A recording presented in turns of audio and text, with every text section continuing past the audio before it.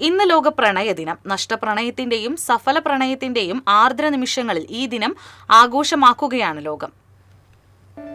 ചൂടാതെ പോയി നീ, നിനക്കായി ഞാൻ ചോരചാറി ചോപ്പിച്ചൊരൻ പനിനീർ പൂവുകൾ. കാണാതെ പോയി നീ, നിനക്കായി ഞാൻ എന്റെ പ്രാണന്റെ പിന്നിൽ കുറിച്ചിട്ട വാക്കുകൾ. ബാലചന്ദ്രൻ ചുള്ളിക്കാടിന്റെ ഈ വരികളിലുണ്ട് പ്രണയത്തിന്റെ നോവും ആർദ്രതയും. ഒരിക്കലെങ്കിലും പ്രണയിക്കാത്തവരുണ്ടാകുമോ? കടമിഴിയിൽ കൊരുത്തിട്ട പറയാതെ പോയ ഇഷ്ടങ്ങൾ എത്ര, നഷ്ടങ്ങളുടെ ആഴങ്ങളിൽ വീണുപിടഞ്ഞ പ്രണയങ്ങൾ എത്ര, സബലമോഹങ്ങളുടെ മഞ്ഞിൻ തണുപ്പിൽ മുങ്ങി നിവരുന്ന ആർദ്രമായ പ്രണയങ്ങളുമെത്ര. പ്രണയദിനത്തിനും ഒരു ചരിത്രമുണ്ട്. ക്ലോഡിയസ് ചക്രവർത്തി റോം ഭരിച്ചിരുന്ന കാലത്ത് വാലന്റൈൻ എന്നൊരാളായിരുന്നു കത്തോലിക്കാ സഭയുടെ ബിഷപ്പ്.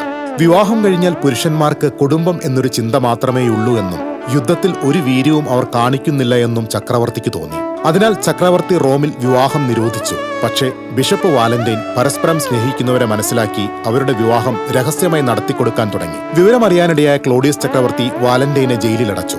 Bishop Valentine ജയിലറുടെ അന്ധയായ മകളുമായി സ്നേഹത്തിലായി. ബിഷപ്പിന്റെ സ്നേഹവും വിശ്വാസവും കാരണം ആ പെൺകുട്ടിക്ക് പിന്നീട് കാഴ്ചശക്തി ലഭിച്ചു. അതറിഞ്ഞ ചക്രവർത്തി വാലന്റൈന്റെ തലവെട്ടാൻ ആജ്ഞ നൽകി. തലവെട്ടാൻ കൊണ്ടുപോകുന്നതിന് മുൻപ് വാലന്റൈൻ ആ പെൺകുട്ടിക്ക് ഫ്രം യുവർ വാലന്റൈൻ എന്നെഴുതിയൊരു കുറിപ്പ് വെച്ചു. അതിനുശേഷമാണ് ബിഷപ്പ് വാലന്റൈന്റെ ഓർമ്മയ്ക്കായി ഫെബ്രുവരി 14 വാലന്റൈൻ ദിനം ആഘോഷിക്കാൻ തുടങ്ങിയത്. News desk TC.